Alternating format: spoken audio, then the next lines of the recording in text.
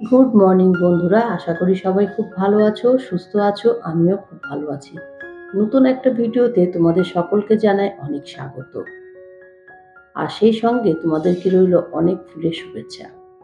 সকাল 5:30টার সময় উঠে অনেক কাজ গুছিয়ে নিয়েছি, মানে ছেলেদের টিফিন তৈরি করা, ঘর বাসি ঘরটা ঝাড় দেওয়া আর ছেলেদেরকে রেডি করা।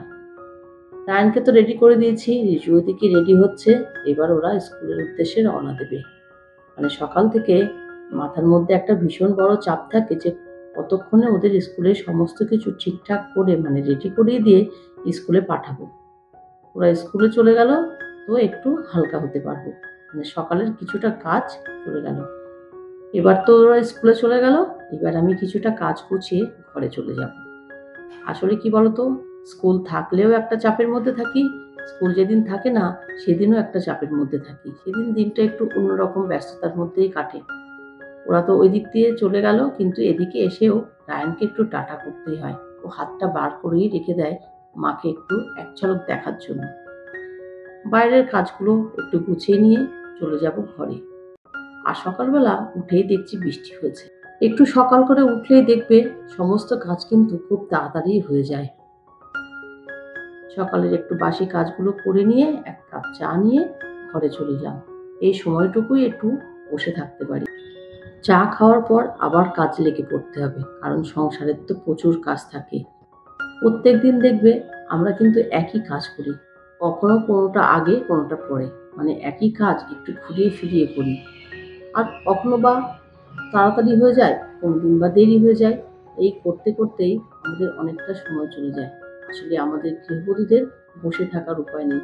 সারাদিনেই সংসারের কাজ, সংসারটার প্রতি যে এত মায়া এত ভালোবাসা থাকে, কাজগুলো না করেও থাকা যায় না। আর একা হাতের সংসারে প্রত্যেকটা কাজ করতে হয়। আর কাজগুলো তো গুছিয়ে না করতে পারলে মনে হয় সেই কাজগুলো করেই থাকলো। কতগুলো জামা কাপড় কাচা হয়েছিল, সেই জামা কাপড়গুলো এখন ভাঁজ করে নেব, নিয়ে জায়গায় রাখবো। আর বিছানার চাদরগুলো ভাঁজ করে জায়গায় রেখে দেব। এই জামা কাপড় ভাঁজ করার খুব আলসেমি থেকে যায় আমার, করাই হয় না। তাই ভাবলাম না, জামা কাপড়গুলোই আগে জায়গায় রেখে দিই। আর বর্ষাকালে দেখবে সঙ্গে সঙ্গে জামা কাপড় ভাঁজ করে না তুললে না, জামা কাপড়গুলো আবার সেই নরম হয়ে যায়। যেগুলো রাখার যেখানে সেগুলো রেখে দেব। আর এই দেখো আমার আলমারিটার মধ্যে না আর একটুকুও জায়গা নেই। রাখলাম, ভাবলাম একদিন আলমারিটা গোছাতে হবে সুন্দর করে। গুছিয়ে রাখি কিন্তু হয়ে ওঠে না। চলে এলাম ঘরের বিছানা ঢাকতে। বিছানাগুলো ঝেড়ে পরিষ্কার করে নিলে ঘরটা কিন্তু অনেকটাই হালকা হয়ে যায়। তারপরে তো রান্না বান্নার কাজই আছে। আর যেহেতু ছেলেরা বাড়িতে থাকে না, তাই বিছানাগুলো যেভাবে রাখি সেইভাবেই থাকবে। কিন্তু ওরা বাড়িতে থাকলে বিছানা একটুও ঠিক থাকে না, মানে ঘরের অবস্থা একদম বেহাল হয়ে যায়। বিছানা তুলে নিয়ে ঘরগুলো ঝাড় দিয়ে নেব। সব কাজই একটু একটু করে করতে থাকি, কিন্তু সমস্ত কাজ পরপর যে সাজিয়ে গুছিয়ে করি সেটা নয়, হয়ে যায়। আর তোমরা যারা ভিডিও করো তারা তো জানোই, ভিডিও করতে করতে কাজ করতে গেলে কিন্তু অনেকটা সময় চলে যায়। সেই সময়টুকু হাতে রেখে তারপরেই সংসারের কাজ করতে হয়। চলে এলাম টেবিলে, টেবিলটা একটু পরিষ্কার করে নিয়ে তারপরে রান্নার কাজে হাত দেবো।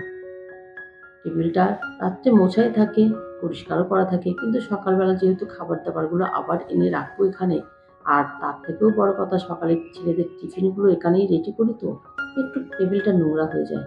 টেবিলটা একটু পরিষ্কার করে নিয়ে তারপরে যাবো রান্না বান্নার কাজে।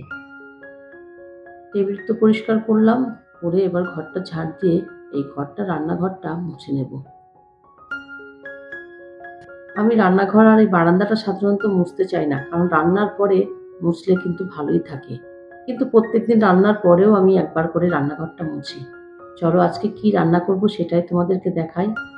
চিকেন তো দেখলে, আলুও কেটে নিয়েছি চিকেনের, আর হবে উচ্ছে আলু ভাজা।